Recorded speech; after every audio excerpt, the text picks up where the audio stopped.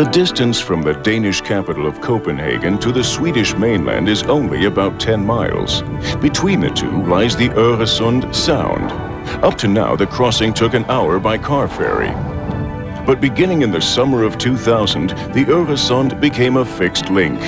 The first bridge in the world between two countries was opened ceremoniously. 2 weeks prior to the opening, our MotorVision team and other journalists had the opportunity to drive across this impressive construction, even before the Swedish king did so.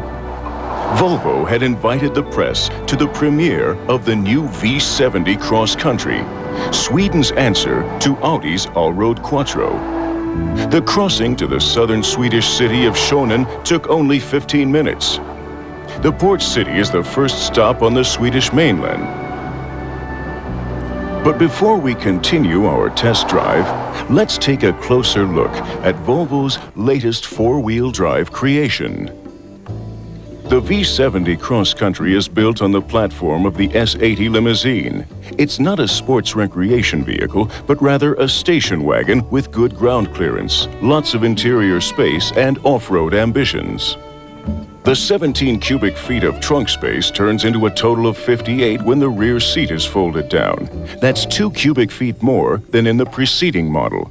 In front, the Cross Country is an interesting combination of high-tech and rustic ambience. The 153 miles per hour on the speedometer are a slight exaggeration, but the Cross Country is good for at least 120. The clearly arranged middle console dominates the cockpit.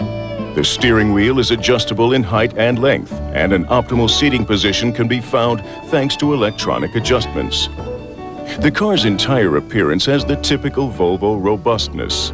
The pressurized headlight washers come in handy after off-road forays.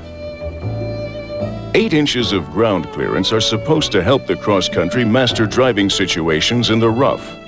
All the protective body cladding parts on the front end, the fenders, and the rear are made of durable, high-impact plastic.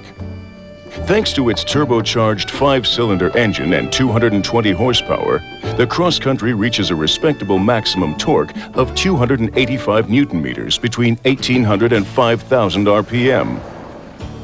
Off the paved roads, the Cross Country shows that it's more than just an elevated station wagon. It tackles rough terrain with ease, and its climbing capability on dry underground is impressive.